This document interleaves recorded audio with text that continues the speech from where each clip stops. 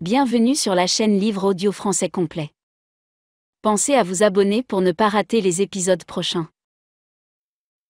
Avant d'aller se coucher, Hodges passe 4 heures devant la télé, à regarder des émissions que ses yeux arrivent parfaitement à capter, mais qui se désintègrent avant d'arriver à son cerveau. Il essaie de ne penser à rien, car c'est comme ça que les portes finissent par s'ouvrir pour laisser passer la bonne idée. Une bonne idée est toujours le résultat d'une bonne connexion. Et il y a une connexion qui n'attend plus que d'être faite. Il le sent. Peut-être plus d'une. Il ne laissera pas Jeannet envahir ses pensées. Plus tard, oui. Mais pour le moment, tout ce qu'elle est susceptible de faire, c'est enrayer le moteur. L'ordinateur d'Olivia Trelawney est le nœud du problème. Il a été piraté avec des bruits de fantômes et le suspect le plus probable est son dépanneur informatique. Alors, pourquoi n'avait-elle pas sa carte de visite? Il avait pu effacer le carnet d'adresses de son ordinateur à distance. Et Hodges parie que c'est ce qu'il a fait. Mais aller jusqu'à entrer par effraction après sa mort pour voler une putain de carte de visite? Il reçoit l'appel d'un journaliste, puis d'un type de Channel 6. Après le 3e appel d'un représentant des médias, Hodges éteint son téléphone. Il ne sait pas qui a craché son numéro de portable, mais il espère que la personne a été bien payée en échange de l'info. Autre chose continue de faire irruption dans sa tête. Une chose qui n'a absolument rien à voir. Elle croit qu'ils sont parmi nous. Un rapide coup d'œil à ses notes lui permet de mettre le doigt sur la personne qui a dit ça. Mr. Boffinger, le rédacteur de cartes de vœux. Lui et Mr. Boffinger étaient installés dans des chaises de jardin et Hodges se rappelle avoir été reconnaissant de profiter de l'ombre. C'était pendant qu'il faisait du porte-à-porte à la recherche de quiconque aurait repéré un véhicule suspect dans les rues du quartier. Elle croit qu'ils sont parmi nous. Boffinger parlait de Mrs. Melbourne, la voisine d'en face. Mrs. Melbourne, qui appartient à une organisation de fanatiques d'OVNI appelée la CNRPA, la Commission nationale de recherche sur les phénomènes aériens. Hodges décide que c'est peut-être juste un de ces échos, comme un air de musique pop qui se mettrait à résonner dans un esprit surmené. Il se déshabille et va se coucher. Et c'est là que Jeannet arrive. Jeannet retroussant le bout de son nez, en disant « ouais ». Et pour la première fois depuis son enfance, il s'endort à force de pleurer. Jeudi matin, il se réveille au petit jour, va pisser et repart pour se coucher quand il s'immobilise, les yeux écarquillés. Ce qu'il cherchait, la connexion, est là tout à coup, grosse comme le nez au milieu de la figure. On s'emmerde pas à garder une carte de visite quand on n'en a pas besoin. Admettons que le gars ne soit pas un travailleur indépendant gérant sa petite entreprise de chez lui, mais l'employé d'une société. Dans ce cas, il pouvait être joint n'importe quand au numéro de la boîte. Un numéro probablement très simple à retenir du genre 555-9999 ou n'importe quel chiffre donnant ordinate. S'il travaille pour une société, alors il doit faire ses dépannages dans une voiture de fonction. Hodges repart au lit. Certain que le sommeil ne viendra pas cette fois, mais il vient. Il pense, s'il avait assez d'explosifs pour faire sauter ma voiture, il doit en avoir encore. Puis il sombre. Il rêve de Jeannet. Mardi matin, Hodges est debout à 6 heures. Il se confectionne un solide petit déjeuner. 2 œufs, 4 tranches de bacon, 4 tranches de pain grillé beurré. Il n'a pas faim, mais se force à avaler jusqu'à la dernière bouchée, se disant que c'est du carburant pour son organisme. Peut-être qu'il aura une autre occasion de manger dans la journée, mais rien n'est moins sûr. Sous la douche, et tandis qu'il mastique résolument à la table de la cuisine, personne pour qui contrôler son poids maintenant, une pensée ne cesse de le hanter, la même avec laquelle il est allé se coucher tard hier soir. Combien d'explosifs, bon sang! Ce qui conduit à d'autres déplaisantes considérations. Comment ce type, le criminel, compte-t-il l'utiliser? Et quand? Il parvient à une décision. C'est aujourd'hui le dernier jour. Il veut traquer Mr. Mercedes lui-même et se confronter à lui. Le tuer? Non, pas ça. Probablement pas ça. Mais lui démolir la gueule, ça oui, ce serait excellent. Pour Olivia, pour Janet, pour Janice et Patricia Gray, pour tous les autres que Mr. Mercedes a tués et estropiés l'an dernier au City Center. Des gens prêts à se lever en pleine nuit pour aller attendre debout dans un brouillard glacé qu'ouvrent les portes d'une foire à l'emploi, dans l'espoir fou de décrocher un boulot. Espoir perdu, vie perdue, âme perdue. Alors oui, il veut coincer ce salopard. Et s'il n'y arrive pas aujourd'hui, eh bien, il remettra toute l'affaire entre les mains de Pete Huntley et Izzy James. Et tant pis pour les conséquences. Lesquelles pourraient bien impliquer, il en a conscience, une petite peine de prison. Il s'en fout. Il en a déjà gros sur la patate. Mais il suppose qu'il peut en supporter encore davantage. Pas un autre meurtre de masse, cependant. Non, ça foutrait en l'air ce qu'il reste de lui. C'est-à-dire bien peu. Il décide de se donner jusqu'à 8 heures ce soir. C'est la ligne dans le sable à ne pas dépasser. Au cours de ces 13 heures, il peut en accomplir autant que Pete et Izzy. Probablement plus, parce qu'il ne sera pas entravé par la routine et les procédures. Aujourd'hui, il aura sur lui son Colt M&P 38 et son Happy Slapper aussi. Le slapper rejoint la poche avant droite de son veston, le revolver son aisselle gauche. Dans son bureau, il attrape son dossier Mercedes, plutôt épais maintenant, et l'emporte à la cuisine. Pendant qu'il le relie de A à Z, il allume d'un coup de zappette la télé posée sur le comptoir pour se caler sur le journal Morning at 7 sur Channel 6. Il est presque soulagé de découvrir qu'une grue s'est renversée au bord du lac, coulant à moitié une péniche chargée de produits chimiques. Il ne tient pas à ce que le lac soit plus pollué qu'il ne l'est déjà, à supposer que ce soit possible, mais l'accident a relégué au second plan l'histoire de la voiture piégée. Ça, c'est la bonne nouvelle. La mauvaise, c'est qu'il est identifié comme l'inspecteur principal, désormais retraité, chargé de l'enquête sur le massacre du City Center, et la femme tuée dans l'attentat est quant à elle identifiée comme la sœur d'Olivia Trelawney. On montre même une photo, prise par Dieu sait qui, de Janet et lui devant les pompes funèbres Soames. La police ne se prononce pas sur un lien éventuel avec l'attentat du City Center de l'an dernier, annonce gravement le présentateur, mais il convient de souligner que l'auteur de ce crime n'a toujours pas été retrouvé. Toujours dans les affaires criminelles, Donald Davis devrait être inculpé. Hodges n'a plus rien à foutre de Donald Davis maintenant. Il coupe le sifflet à la télé et retourne au contenu de son bloc-notes à feuilles jaunes. Il est encore en train de le relire quand le téléphone sonne. Pas son portable, même s'il l'a sur lui aujourd'hui, mais le fixe accroché au mur. C'est Pete Huntley. « T'es levé aux aurores ?» remarque Pete. « Bon boulot de détective. En quoi puis-je t'être utile ?»« On a eu une entrevue intéressante hier, avec Henry C. Royce et Charlotte Gibney. Tu sais, l'oncle et la tante de Janelle Patterson ?» Hodges attend la suite. « La tante surtout nous a bluffés. Elle pense, comme Izzy, que toi et Patterson étiez plus que de vagues connaissances, que vous étiez d'excellents amis. Viens-en au fait, Pete. Que vous faisiez le truc, la bête à deux dos, des galipettes, la culbute, la danse à l'horizon. Ça va, je crois que j'ai pigé.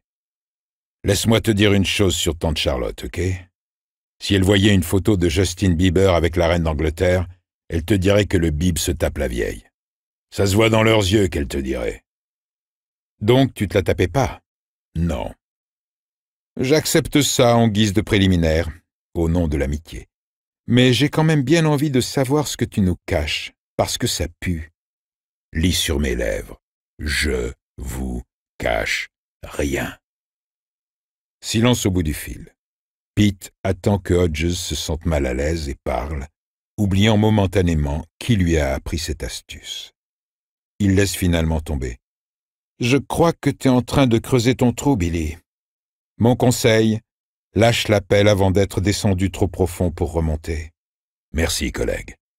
Toujours bon de recevoir des leçons de vie à 7h15 du matin. Je veux t'interroger à nouveau cet après-midi. Et cette fois-ci, je devrais peut-être te lire tes droits. Ces droits constitutionnels, voilà ce qu'il veut dire. Je serai content de passer. Appelle-moi sur mon portable. » « Ah ouais? Depuis que t'es retraité, tu l'as jamais sur toi? » « Aujourd'hui, je l'ai. » « Exact. Parce que durant les 12 ou 14 heures à venir, il ne sera absolument plus retraité. Il met fin à la communication et reprend ses notes, humectant le bout de son index chaque fois qu'il tourne une page. Il entoure un nom, Radney Peoples, le type de chez Vigilant Guard Service, à qui il a parlé à Sugar Heights. Si Peoples fait son boulot au moins à moitié, il pourrait détenir la clé menant à Mr. Mercedes. Mais il y a peu de chances que Peoples ait oublié Hodges, surtout après la façon dont Hodges lui est rentré dans le lard pour qu'il décline son identité avant de le questionner. Et Peoples saura que Hodges est au centre de l'actualité. Bon, il a encore le temps de trouver un subterfuge. Il ne veut pas appeler Vigilant avant les heures ouvrables. Il veut que ça passe pour une simple démarche de routine. L'appel suivant, sur son portable cette fois, est de tante Charlotte. Hodges n'est pas surpris de l'entendre, ce qui ne veut pas dire qu'il est ravi. « Je suis aux abois, s'écrie-t-elle. « Vous devez m'aider, monsieur Hodges. Que dois-je faire? »« À propos de quoi? »« Le corps de Janelle. Je ne sais même pas où il se trouve. » Hodges entend un bip et vérifie le numéro d'appel en attente. « Madame Gibney, excusez-moi, j'ai un autre appel urgent. »« Pourquoi ne pouvez-vous pas... » »« Écoutez, Jeanne n'ira pas plus loin, alors patientez. Je vous rappelle. » Il coupe la communication au milieu d'un glapissement de protestation et prend l'appel de Jérôme. « Je me suis dit que vous pourriez avoir besoin d'un chauffeur aujourd'hui, » lui dit Jérôme, « vu l'état actuel des choses. » Un instant, Hodges ne pige pas, puis il se souvient que sa Toyota a été réduite en fragments carbonisés. Ce qu'il en reste est actuellement sous la garde du service médico-légal de la police, où, un peu plus tard dans la journée, des spécialistes en blouse blanche l'examineront pour déterminer quel type d'explosif a été utilisé pour la pulvériser. Il a pris un taxi hier soir pour rentrer chez lui. Oui, il aura besoin d'une bagnole. Et il s'avise que Jérôme pourra aussi lui être utile autrement. « Ça pourrait être pas mal, » lui dit-il. « Mais t'es court. »« Je suis un lycéen modèle, » lui explique Jérôme patiemment. « J'ai une super moyenne.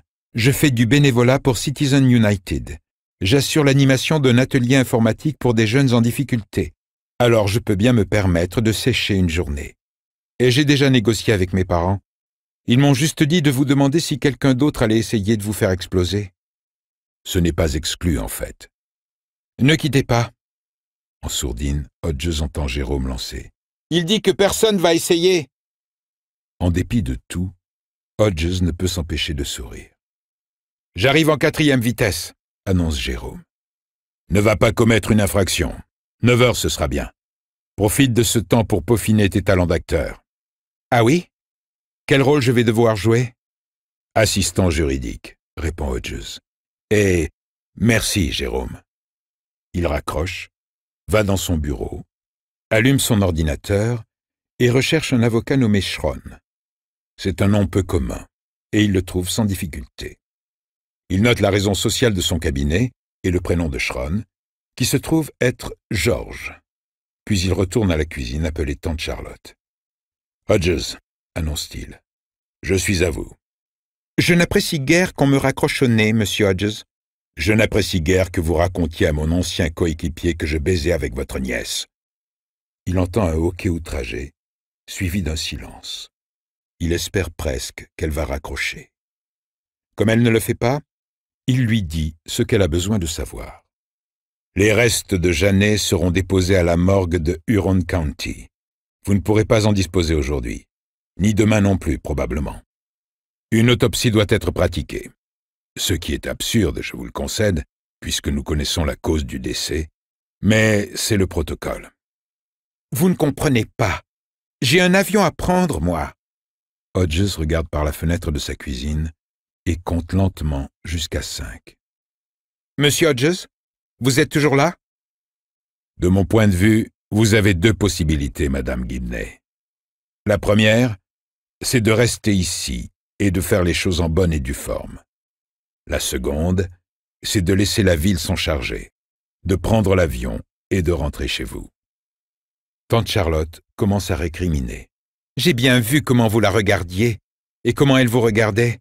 Je n'ai fait que répondre aux questions de cette femme policier. » Et avec grande alacrité, je n'en doute pas.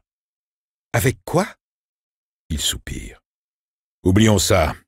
Je vous suggère à vous et votre frère de vous présenter en personne à la morgue. N'appelez pas pour vous annoncer. Allez-y. Demandez à parler au docteur Galworthy. Si Galworthy n'est pas là, vous parlerez au docteur Pattle.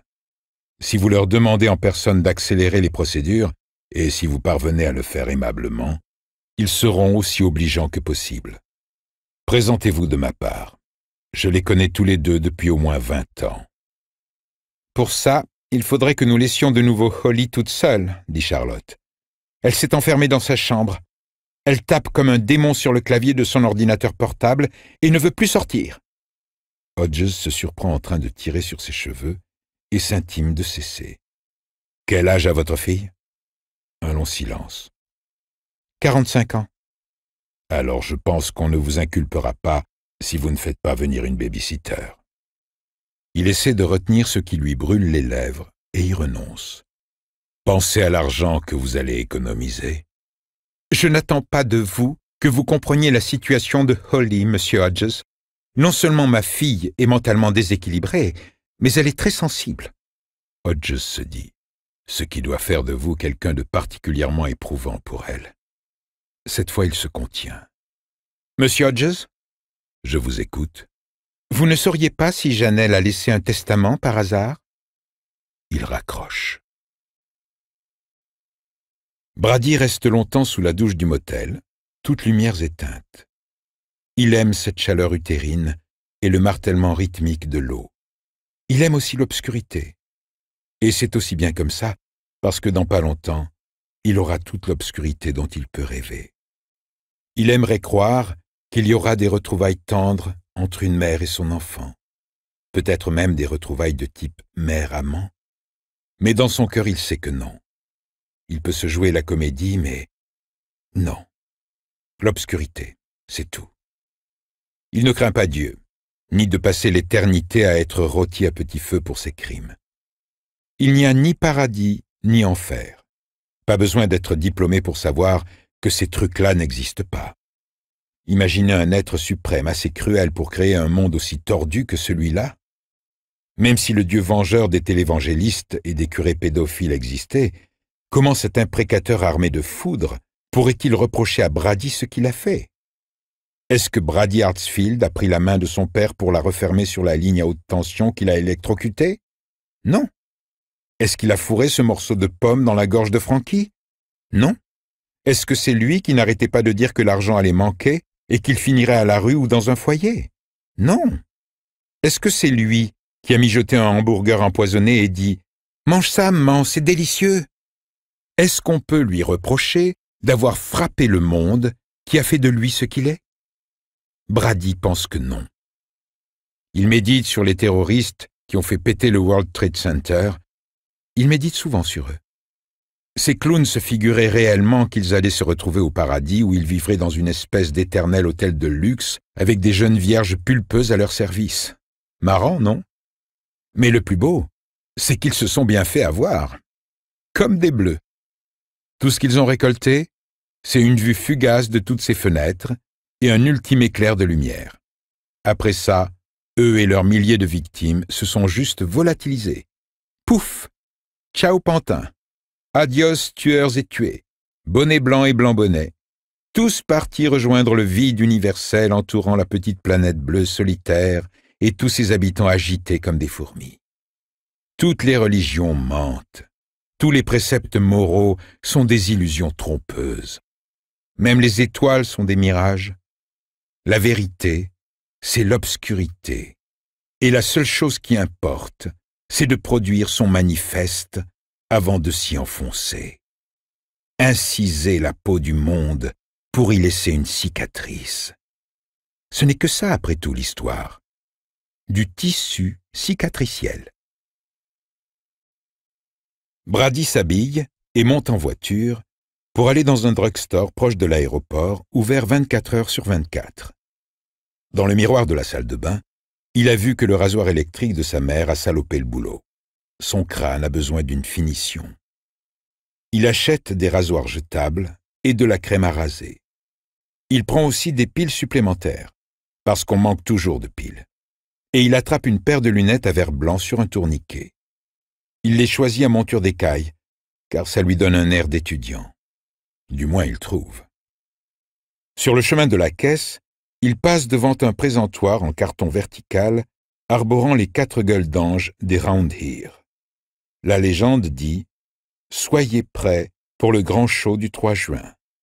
Sauf que quelqu'un a barré du 3 juin et écrit « de ce soir en dessous ». En général, Brady prend du M en t-shirt. Il a toujours été mince. Mais là, il choisit un XL et le rajoute à sa pile. Pas besoin de faire la queue. À cette heure matinale, il est le seul client. « Vous allez au concert ce soir ?» lui demande la caissière. Brady lui dédie un grand sourire. « Je voudrais pas rater ça. » En chemin pour rentrer au motel, Brady se met à penser à sa voiture, à s'inquiéter pour sa voiture. Son pseudonyme de Ralph Jones est impeccable, mais sa Subaru est immatriculée au nom de Brady Hartsfield. Si Lofred découvre son nom et le signale à ses anciens potes, ça pourrait tourner mal. Au motel, il est en sécurité. On te demande plus le numéro de ta caisse, juste ton permis de conduire. Mais sa voiture, non. Lofred n'est pas tout prêt, se rassure Brady. Il essayait juste de te faire flipper. Mais peut-être pas. Cet off-là a résolu pas mal d'affaires avant d'être raide, et certaines de ses compétences semblent lui être restées. Au lieu de se rendre directement au motel 6, Brady bifurque vers l'aéroport, prend un ticket et laisse la Subaru en stationnement longue durée. Il en aura besoin ce soir, mais pour le moment, elle est mieux là. Il jette un coup d'œil à sa montre. 9h moins 10, 11 heures avant le grand spectacle, se dit-il. 12 peut-être avant l'obscurité. Ou moins, ou plus. Mais pas beaucoup plus. Il met ses nouvelles lunettes et transporte ses courses sur le petit kilomètre qui le sépare du motel, en sifflotant. Quand Hodges ouvre la porte d'entrée, la première chose que repère Jérôme est le Colt dans le harnais d'épaule. « Vous comptez tuer personne avec ça, si ?»« Non, je crois pas. Dis-toi que c'est un porte-bonheur. Il appartenait à mon père. Et j'ai un permis de port d'armes dissimulé, si c'est ce que tu veux savoir. »« Ce que je veux savoir, répond Jérôme, c'est s'il est chargé ou pas. »« Bien sûr qu'il l'est. Comment tu crois qu'on s'en sert? En le lançant ?» Jérôme soupire et frictionne sa boule de cheveux noirs. « Ça devient costaud. »« Tu hésites? Si t'hésites, fais demi-tour, tout de suite. Je peux encore louer une bagnole. »« Non, je suis partant. C'est pour vous que je m'interroge. C'est pas des poches que vous avez sous les yeux, c'est des valises. »« Ça ira. C'est aujourd'hui mon jour, de toute manière. Si j'ai pas réussi à remonter jusqu'à ce mec d'ici ce soir, j'irai tout raconter à mon ancien coéquipier. »« Ça va vous coûter cher? » ?»« Je sais pas, et je m'en fous. »« Et moi, ça pourrait me coûter cher? » ?»« Non. Si je pouvais pas te garantir ça, tu serais en première heure d'algèbre en ce moment. » Jérôme le toise avec pitié. « L'algèbre, c'était il y a 4 ans. Dites-moi ce que je peux faire. » Hodges le lui dit. Jérôme est d'accord, mais dubitatif. « Le mois dernier, et je vous interdis de raconter ça à mes parents, moi et des copains, on a essayé de rentrer au Punch and Judy, la nouvelle discothèque qui vient d'ouvrir. Le videur n'a même pas regardé ma belle fausse carte d'identité. Il m'a juste viré de la file et m'a dit d'aller m'acheter un milkshake. » Hodges lui dit. « Ça m'étonne pas. Tu fais 17 ans. Mais heureusement pour moi, à la voix, tu en fais bien 25. » Il glisse à Jérôme un bout de papier où est noté un numéro de téléphone. « Vas-y, appelle. » Quand elle lui répond, Jérôme explique à la réceptionniste de chez Vigilant Guard Service qu'il est Martin Lounsbury, assistant juridique au cabinet d'avocats Canton, Silver, Makepeace et Jackson. Il raconte qu'il travaille actuellement avec George Schron sur les derniers détails en suspens de la succession de feu Olivia Trelawney. L'un de ces détails concerne l'ordinateur d'Olivia Trelawney. Son boulot du jour est de localiser le spécialiste en informatique qui en assurait l'entretien. Et peut-être l'un des vigiles employés dans la zone de Sugar Heights pourrait-il l'aider à retrouver ce technicien. Hodges lui adresse un signe d'approbation en formant un cercle avec le pouce et l'index et lui passe une autre note. Jérôme la lit et dit « L'une des voisines de Mrs. Trelawney, Mrs. Helen Wilcox, nous a parlé d'un certain Rodney Peoples. » Il écoute, puis hoche la tête. « Radney, d'accord. Intéressant comme nom. Peut-être pourrait-il m'appeler, si ce n'est pas trop lui demander. Mon patron est un vrai tyran, et j'ai comme qui dirait le pistolet sur la tempe, là. » Il écoute. « Oui, c'est formidable. Merci beaucoup. » Il donne à la réceptionniste son numéro de portable et celui du fixe de Hodges, puis il raccroche en essuyant une sueur factice sur son front. « Ouf, soulagé que ce soit fini. »« Tu t'es bien débrouillé, » lui assure Hodges. « Et si elle appelle Canton, Silver et compagnie pour vérifier? Et qu'on lui répond qu'ils n'ont jamais entendu parler de Martin Lansbury? Son boulot, c'est de passer des messages, pas d'enquêter à leur sujet. Et si ce Radney machin vérifie, lui? » Hodges ne pense pas qu'il le fera. Il pense que le nom d'Helen Wilcox l'en empêchera. Quand il avait parlé à Peoples ce jour-là, devant la demeure de Sugar Heights, il avait capté de fortes vibrations indiquant que la relation de Peoples avec Helen Wilcox avait dépassé le stade purement platonique. Peut-être tout juste, peut-être largement. Il pense que Peoples donnera à Martin Lansbury ce qu'il demande pour avoir la paix. « On fait quoi maintenant ?» demande Jérôme. Ce qu'ils vont faire, c'est ce que Hodges a passé au moins la moitié de sa carrière à faire. Attendre. Combien de temps? Jusqu'à ce que Peoples ou un autre de leurs gorilles nous appelle. Parce que là, tout de suite, Vigilant Guard Service semble être sa meilleure piste. Si elle ne donne rien, ils devront se déplacer jusqu'à Sugar Heights et commencer à interroger les voisins. Une perspective pas très réjouissante, surtout compte tenu de sa célébrité actuelle sur les chaînes de télé.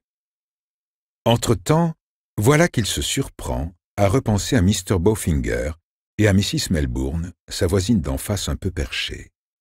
Avec ses histoires de 4x4 noirs et sa passion pour les soucoupes volantes, Mrs. Melbourne aurait été parfaite dans le rôle de l'excentrique dans un vieux film d'Hitchcock. « Elle pense qu'ils sont parmi nous », avait dit Bowfinger en faisant frétiller des sourcils moqueurs. Et bon sang, pourquoi faut-il que cette phrase continue de ricocher dans la tête de Hodges? Il est 10h moins 10 quand le portable de Jérôme sonne. Ils sursautent tous les deux aux premières notes de Hells Bells d'ACDC.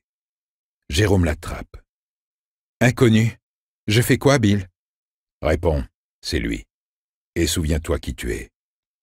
Jérôme appuie sur « Accepter » et annonce. « Bonjour, ici Martin Lansbury. » Écoute. « Ah, bonjour, monsieur Peoples. Je vous remercie infiniment de me rappeler. » Hodges gribouille un nouveau mot et le pousse vers lui. Jérôme le parcourt rapidement des yeux. « Oui. Mrs. Wilcox n'a eu que des éloges à votre égard. Des éloges, vraiment.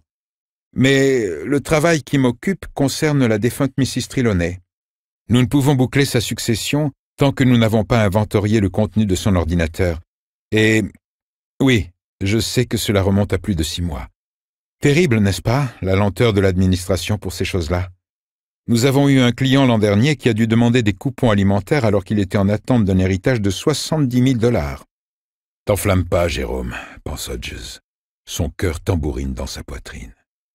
Non, rien de comparable. J'ai juste besoin du nom du gars qui venait en assurer la maintenance. Le reste est du ressort de mon patron. Jérôme écoute, sourcils étroitement froncés. Vous ne pouvez pas. Ah, Mais Peoples a repris la parole. La sueur sur le front de Jérôme n'est plus imaginaire. Il tend la main par-dessus la table, attrape le stylo de Hodges et commence à écrire très vite. Tout en écrivant, il entretient la conversation d'un filet régulier de « et de « OK » et de « je vois ». Finalement, « Ah, c'est formidable, absolument formidable. Je suis sûr que Mr. Schron saura en tirer profit. Vous avez été d'une grande aide, Monsieur Peoples. Alors je vais... Il écoute encore. Oui, c'est terrible. Je crois que Mr. Schron s'occupe de... certains aspects de cette affaire en ce moment même. Mais vraiment, je n'en sais pas d'avant. Ah oui, ouah, Monsieur People, vous avez été formidable. Oui, je transmettrai. Je n'y manquerai pas. Merci, Monsieur Peoples. Il coupe la communication et presse la base de ses paumes contre ses tempes, comme pour stopper une migraine. Ouah! C'était intense! Il voulait parler de ce qui s'est passé hier et me dire de transmettre aux proches de Janet que Vigilant est à leur service pour leur apporter toute l'aide possible. C'est parfait. Je suis sûr qu'il aura droit à des félicitations dans son dossier. Mais il m'a dit aussi qu'il avait parlé au type dont la voiture a sauté hier. Il a vu votre photo aux actualités ce matin. Ce n'est pas une surprise pour Hodges, et dans l'instant, il s'en fout. T'as un nom? Dis-moi que t'as un nom. Pas celui du technicien informatique, non. Mais j'ai le nom de la boîte pour laquelle il travaille. Ça s'appelle Cyberpatrouille. Peoples dit qu'ils tournent en coccinelle vert fluo. Il dit qu'ils sont tout le temps à Sugar Heights et qu'on peut pas les louper. Il a déjà vu un homme et une femme au volant, entre 20 et 30 ans tous les deux. Genre lesbienne, il a dit de la femme. Hodges n'a pas envisagé une seule seconde que Mr. Mercedes puisse en fait être une Mrs. Mercedes. Il suppose que c'est techniquement possible. Et ça ferait un bon dénouement dans un roman d'Agatha Christie. Mais là, on est dans la vraie vie.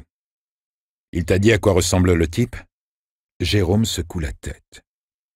Viens dans mon bureau. Tu peux conduire mon ordi pendant que je fais copilote? En moins d'une minute, ils sont devant une rangée de 3 coccinelles vertes avec Cyberpatrouille peint sur les portières.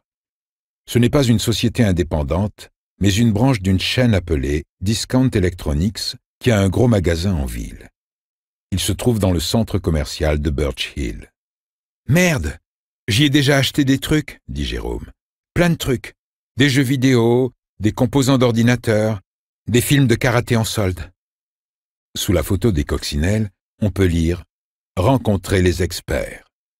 Hodges tend la main par-dessus l'épaule de Jérôme et clique dessus. 3 photos apparaissent.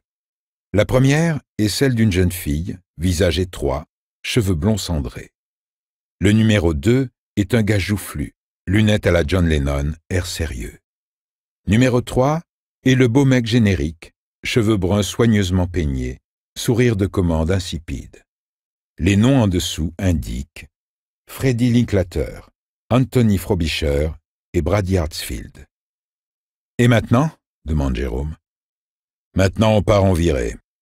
J'ai un truc à prendre d'abord. » Hodges va dans sa chambre et pianote le code du petit coffre-fort dans son placard. À l'intérieur, outre quelques polices d'assurance et autres documents financiers, il y a un petit paquet de cartes plastifiées, comme celles qu'il transporte couramment dans son portefeuille, maintenues par un élastique. Les flics de la ville reçoivent une nouvelle carte d'identification tous les 2 ans.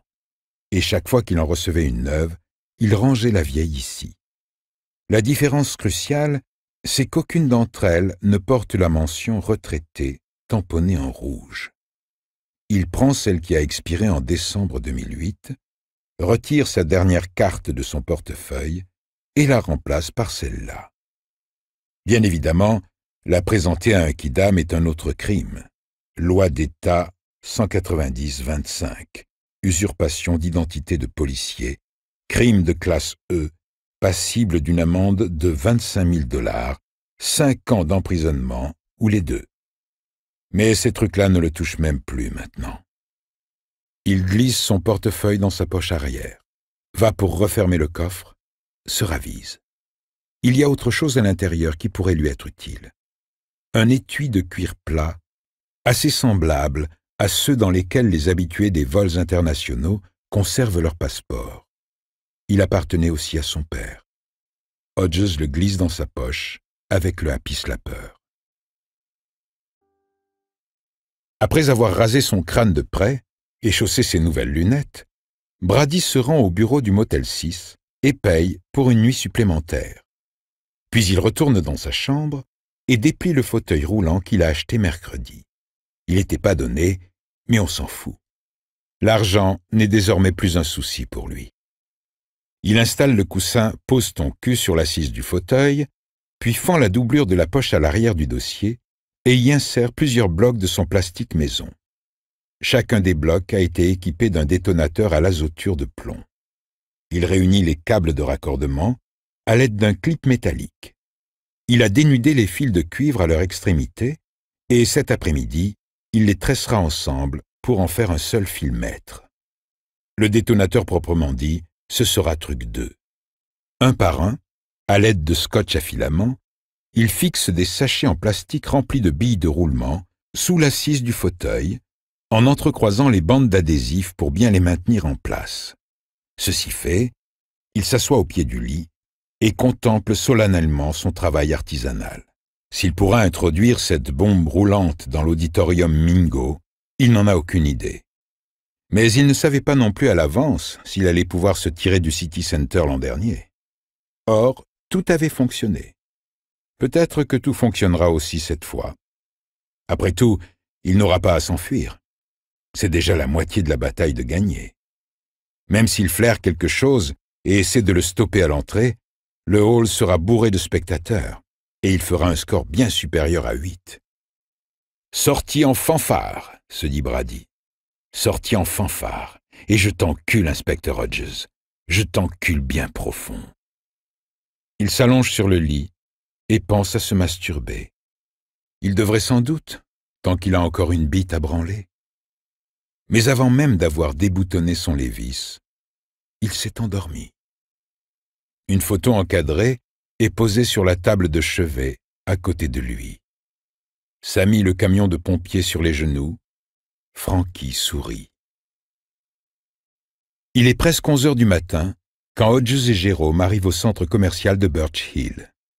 Il y a plein de places de parking et Jérôme enfile sa Jeep Wrangler juste en face de Discount Electronics où de grandes banderoles « Soldes » festonnent toutes les vitrines. Une gamine est assise sur le trottoir devant la porte du magasin, genoux serrés et pieds écartés, le nez sur un iPad. Une cigarette se consume entre les doigts de sa main gauche. C'est seulement en s'approchant que Hodges aperçoit le gris dans ses cheveux. Son cœur coule à pic. « Holly ?» fait Jérôme, en même temps que Hodges demande « Mais qu'est-ce que vous foutez là ?»« Je savais que vous finiriez par trouver, » dit-elle en écrasant son mégot et en se levant. « Mais je commençais à m'inquiéter. J'allais vous appeler si vous n'étiez toujours pas là à 11h30. Et je prends mon Lexapro, monsieur Hodges. » « Si vous le dites, je suis content de l'entendre. Maintenant, répondez à ma question et dites-moi ce que vous faites là. » Sa bouche tremble, et même si elle a réussi à les regarder en face au début, son regard plonge maintenant vers ses mocassins. Hodges ne s'étonne pas de l'avoir prise pour une adolescente à première vue. Parce qu'à bien des égards, elle l'est encore. Sa croissance ayant été ralentie par les insécurités et ses efforts pour se maintenir en équilibre sur le fil émotionnel à haute tension sur lequel elle a marché toute sa vie. « Vous êtes fâché contre moi ? S'il vous plaît, ne soyez pas fâché contre moi. »« On n'est pas fâché, » dit Jérôme. « Surpris, c'est tout. »« Stupéfait, plutôt, » se dit Hodges. « J'ai passé la matinée dans ma chambre à chercher sur Internet toutes les boutiques d'assistance informatique du secteur, mais c'est comme on pensait, il y en a des centaines. Maman et oncle Henri sont sortis voir des gens. Pour Jeannet, je pense. J'imagine qu'on va devoir organiser un nouvel enterrement, mais je déteste penser à ce qu'il y aura à l'intérieur du cercueil. Ça me fait pleurer, pleurer, pleurer. » Et oui, de grosses larmes roulent sur ses joues. Jérôme passe son bras autour de ses épaules. Elle lui adresse un regard timide et reconnaissant. « Des fois, j'ai du mal à penser quand ma mère est là. C'est comme si elle produisait des interférences dans ma tête.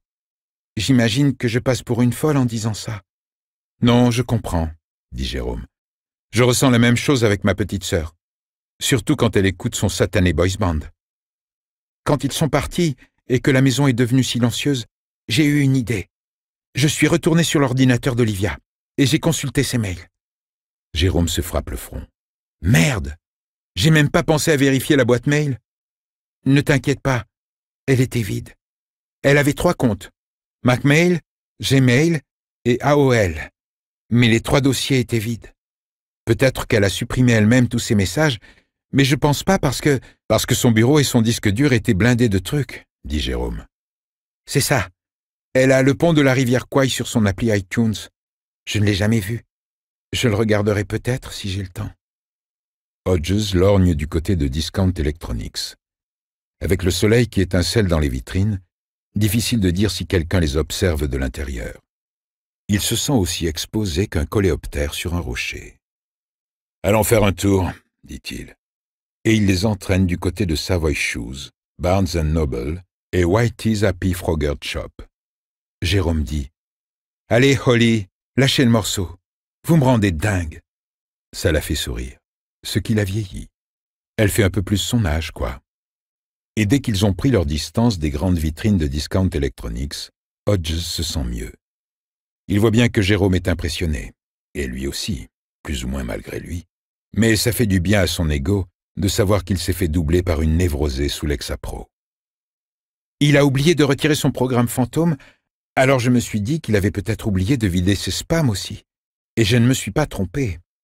Elle avait au moins 50 emails de Discount Electronics, des avis de promotion, comme celles qu'ils font en ce moment, même si je suis sûr qu'il ne leur reste que des DVD dont personne ne veut, genre coréen ou autre, et des bons de réduction de 20 et 30%. Ceux de 30% étaient réservés aux prochaines interventions de la cyberpatrouille. Elle hausse les épaules. Et me voilà. Jérôme la regarde fixement. C'est tout? Juste un coup d'œil à ses spams? Ne t'étonne pas, lui dit Hodges. Il a suffi d'une amende de stationnement pour coincer le fils de Sam. Je suis allé faire un tour derrière en vous attendant, dit Holly. Leur page web dit qu'ils ont seulement 3 coccinelles dans leur cyberpatrouille. Et elles sont toutes les 3 garées derrière. Donc j'imagine que notre gars travaille aujourd'hui. Est-ce que vous allez l'arrêter, monsieur Hodges? Voilà qu'elle se remord les lèvres. Et s'il se défend? Je ne veux pas que vous soyez blessé. Hodges active son cerveau. 3 techniciens informatiques dans la cyberpatrouille. Frobisher, Hartsfield et Linklater, la blonde maigrelette. Il est quasiment sûr que c'est Frobisher ou Hartsfield, et que ce soit l'un ou l'autre, il aura la surprise de sa vie en voyant Kermit Frog 19 passer la porte de la boutique. Même si Mr. Mercedes ne prend pas la fuite, il ne pourra cacher sa première expression de stupeur. « J'y vais. Vous deux, vous m'attendez ici. »« Vous y allez sans renfort ?» demande Jérôme. « Sans déconner, Bill. Je pense pas que ce soit une très bonne... »« Ça ira. J'ai l'élément de surprise pour moi. Mais si je ne suis pas revenu dans 10 minutes, appelle le 911. Pigé? »« Oui. » Hodges pointe un doigt sur Holly. « Vous restez près de Jérôme.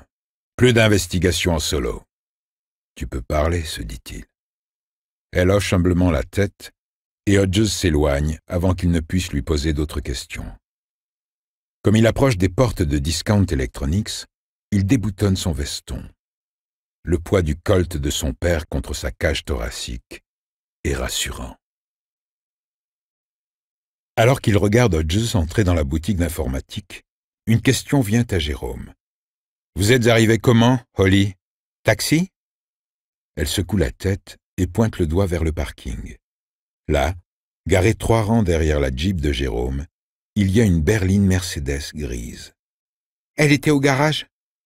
Elle relève l'expression de stupeur de Jérôme et se met immédiatement sur la défensive. « Je sais conduire, tu sais. J'ai un permis de conduire en cours de validité. Je n'ai jamais eu d'accident et j'ai un bonus d'assurance maximum. Chez Allstate. Tu sais que l'acteur qui joue dans les pubs d'Allstate, c'est le président dans 24 heures chrono? C'est la voiture. » Elle se renfrogne, décontenancée. « Ben quoi, Jérôme? Elle était dans le garage et les clés étaient dans un panier dans l'entrée. Alors il est où le problème, hein? » La carrosserie est nette, observe-t-il. Les phares et le pare-brise ont été remplacés. Elle a l'air flambant neuf. Jamais on ne soupçonnerait qu'elle a servi à tuer des gens. « Jérôme, tu crois qu'Olivia m'en voudrait? »« Non, dit-il.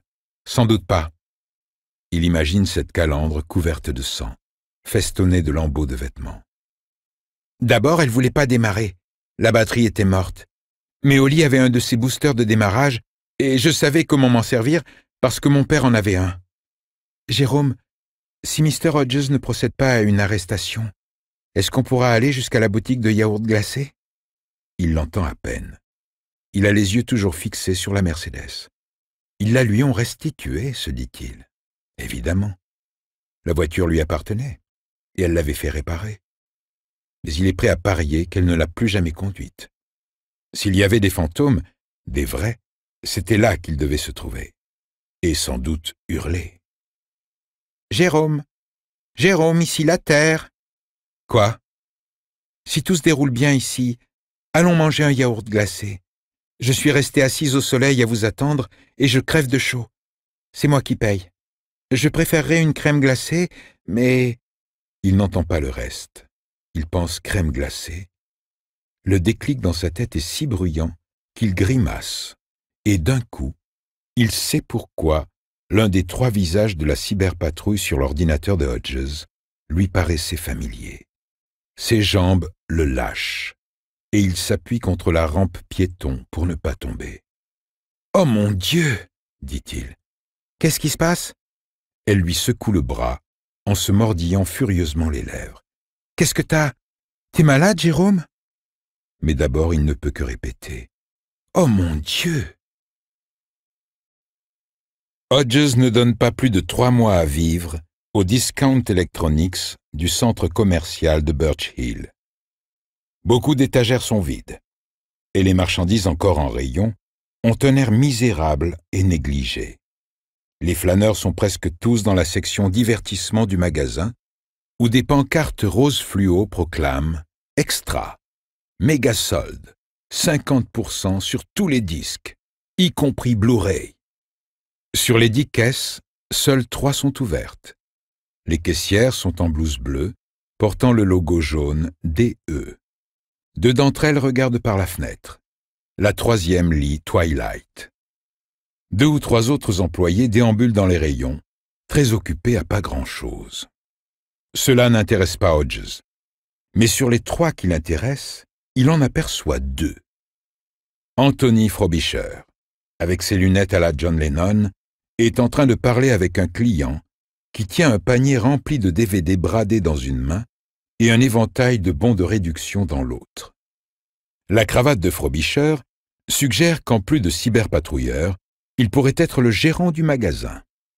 La fille au visage maigre et aux cheveux blonds cendrés est assise à un ordinateur dans le fond du magasin. Elle a une cigarette coincée derrière l'oreille. Hodges remonte le rayon des méga-soldes. Frobisher le regarde et lève l'index pour dire « Je suis à vous dans 1 minute ». Hodges sourit et lui signale « C'est bon » d'un petit signe de la main. Frobisher retourne à son client armé de bons de réduction.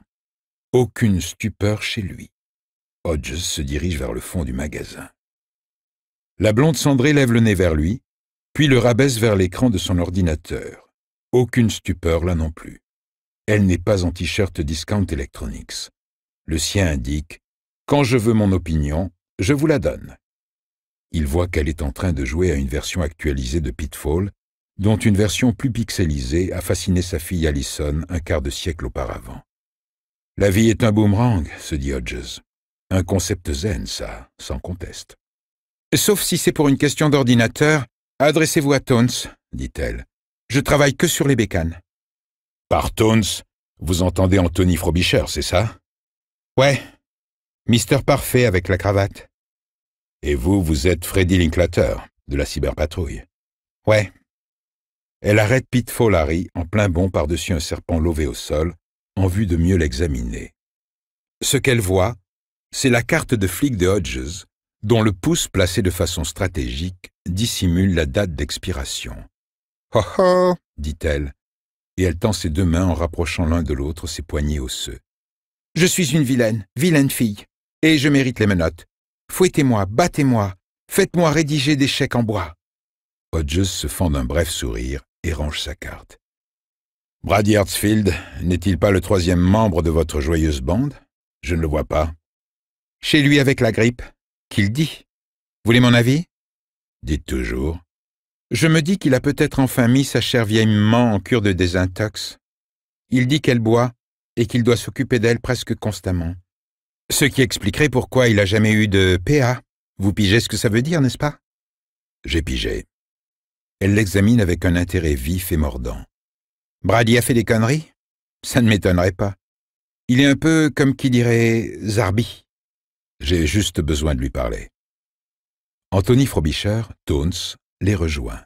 « Puis-je vous aider, monsieur ?»« C'est un flic, » dit Freddy. Elle gratifie Frobisher d'un large sourire qui met à nu des petites dents pas très propres. « Il a découvert le labo de Med dans l'arrière-boutique. Boucle-la, Freddy. » D'un geste extravagant, elle fait coulisser une fermeture éclair imaginaire sur ses lèvres avant de terminer par un tour de clé invisible, mais elle ne retourne pas à son écran de jeu. Dans la poche de Hodges, son téléphone portable sonne. Il le fait taire du pouce. « Je suis l'inspecteur Bill Hodges, monsieur Frobisher. J'ai quelques questions à poser à Brady Hartsfield. »« Il n'est pas là, il est grippé. »« Qu'est-ce qu'il a fait ?»« Tones est poète. Il fait des vers sans le savoir, » observe Freddy Linklater. « La ferme, Freddy, pour la dernière fois. »« Pouvez-vous me donner son adresse, je vous prie ?»« Bien sûr, je vais vous la chercher. »« Puis-je l'ouvrir une minute ?» demande Freddy. Hodges fait oui de la tête. Elle presse une touche sur son clavier d'ordinateur. Pete Folari est remplacé par un tableau intitulé « Personnel magasin ». « Presto », dit-elle. « 49 Elm Street. C'est dans le... »« Dans le North Side, ouais, » dit Hodges. « Merci à vous deux. Vous m'avez été très utile. » Il va sortir quand Freddy lance dans son dos. « Ses rapports à sa mère. Je vous parierai n'importe quoi. Il n'est pas clair avec elle. » Hodges est à peine sorti au grand soleil que Jérôme lui tombe dessus, talonné de près par Holly. Elle a arrêté de se mordre les lèvres pour s'en prendre à ses ongles, qui ont l'air salement attaqués. « Je vous ai appelé, » dit Jérôme. « Pourquoi vous n'avez pas répondu ?»« Je posais des questions. C'est quoi ces yeux de clown blanc ? Hartsfield est là ?» Hodges est trop surpris pour répondre. « Ah, c'est lui, » dit Jérôme. « C'est forcément lui. Vous aviez raison de dire qu'il vous observait, et je sais pourquoi. Comme dans l'histoire de la lettre volée de Hawthorne, cachée en pleine lumière. » Holly arrête de se ronger les ongles juste assez longtemps pour dire « C'est Poe qui a écrit cette histoire. On ne vous apprend donc rien à l'école ?» Hodges dit « Ralentis, Jérôme. » Jérôme inspire à fond. « Il a 2 boulots, Bill. 2. Il doit travailler ici jusqu'à 15 heures environ. Après ça, il travaille pour Lubbs. »« Lubbs, c'est le nom de... »« Ouais, le fabricant de crème glacée. C'est lui qui conduit la camionnette de Mr. Delis, celle avec le carillon. Je lui ai acheté des glaces, ma sœur aussi. Tous les gamins lui en achètent. Il tourne beaucoup dans notre secteur. Brady Hartsfield est le marchand de glace. » Hodges se rend compte qu'il a entendu ce joyeux carillon tintinabulant plus d'une fois ces derniers temps. Au printemps de sa dépression, avachi dans son lazy boy à passer ses après-midi devant la télé, et quelquefois à jouer avec le revolver présentement calé contre ses côtes, il lui semble qu'il l'a entendu quotidiennement. Entendu et ignoré, parce que seuls les enfants prêtent réellement attention aux marchands de glace. Sauf que quelque part au tréfonds de son esprit, il ne l'ignorait pas complètement. C'est ce tréfonds qui ne cessait de faire remonter Bowfinger et son commentaire moqueur à propos de Mrs. Melbourne. « Elle croit qu'ils sont parmi nous », avait dit Mr. Bowfinger. Mais le jour où Hodges avait fait du porte-à-porte, ce n'étaient pas les extraterrestres qui préoccupaient Mrs. Melbourne. C'étaient les 4x4 noirs, les chiropracteurs et les gens qui mettaient la musique trop fort en pleine nuit dans Hanover Street. Et aussi Mr. Delis. « Celui-ci est suspect, » avait-elle dit. « En ce moment, on dirait qu'il est tout le temps là, » avait-elle dit. Comme un de ces serpents lovés qui attendent Pete Folari, une terrible question fait surface dans l'esprit de Hodges. S'il avait fait cas de l'avertissement de Mrs. Melbourne au lieu de la disqualifier comme étant une douce dingue, comme Pete et lui avaient disqualifié Olivia Trelawney, Jeannette serait-elle encore en vie? Il ne le pense pas. Mais il n'en sera jamais complètement sûr. Et il a dans l'idée que cette question reviendra le hanter au cours de bon nombre de nuits sans sommeil dans les semaines et les mois à venir. Peut-être même les années. Il regarde en direction du parking, et là, il voit un fantôme. Un fantôme gris. Il se retourne vers Jérôme et Holly, debout côte à côte, et n'a même pas besoin de demander. « Ouais, » dit Jérôme. « Holly est venue avec. »« La carte grise et les vignettes sont juste un peu périmées, » dit Holly. « S'il vous plaît, ne vous fâchez pas, ok? Il fallait que je vienne. Je voulais vous aider, mais je savais que si je vous appelais, vous refuseriez. »« Je ne suis pas fâché, » dit Hodges. En fait, il ne sait pas ce qu'il est. Il a l'impression d'être entré dans un monde de cauchemar où toutes les pendules tournent à l'envers. « Qu'est-ce qu'on fait maintenant ?» demande Jérôme. « On appelle les flics ?» Mais Hodges n'est pas encore prêt. Le jeune homme de la photo a peut-être un chaudron de folie bouillant derrière son beau visage insipide, mais Hodges a rencontré son content de psychopathe, et il sait que lorsqu'on les prend par surprise, la plupart se dégonflent comme des baudruches.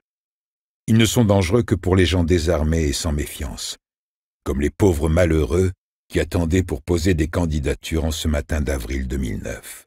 « Allons faire un tour du côté de la résidence de Mr. Hartsfield, » dit Hodges. « Et allons-y avec ça. » Il montre du doigt la Mercedes grise. « Mais, s'il nous voit arriver, est-ce qu'il ne la reconnaîtra pas ?» Hodges sourit. Un sourire de requin que Jérôme Robinson ne lui a jamais vu avant. « J'y compte bien. » Il tend la main. « Puis-je avoir les clés, Holly ?» Elle serre ses lèvres meurtries. « Oui, mais je viens. »« Pas question, » dit Hodges. « Trop dangereux. »« Si c'est trop dangereux pour moi, c'est trop dangereux pour vous. » Elle se refuse à le regarder en face, et ses yeux ne cessent de se reporter au-delà de son visage. Mais sa voix est ferme. « Vous pouvez m'obliger à rester, mais si vous le faites, j'appelle la police et je leur donne l'adresse de Brady Hartsfield dès que vous êtes parti. »« Vous ne l'avez pas, » dit Hodges. Ça paraît faible, même à ses propres oreilles. Holly ne répond pas, ce qui est une forme de courtoisie. Elle n'aura même pas besoin d'entrer chez Discount Electronics pour demander à la blonde. Maintenant qu'ils ont son nom, elle peut probablement soutirer l'adresse de Hartsfield à son iPad diabolique. Merde. « D'accord, vous pouvez venir. Mais je conduis. Et quand on sera là-bas, vous et Jérôme, vous restez dans la voiture. Des objections ? » ?»« Non, monsieur Hodges. » Cette fois-ci, ses yeux se posent sur son visage et y restent pendant 3 vraies secondes. Ça pourrait bien être un pas en avant. Avec Holly, se dit-il. Qui sait ?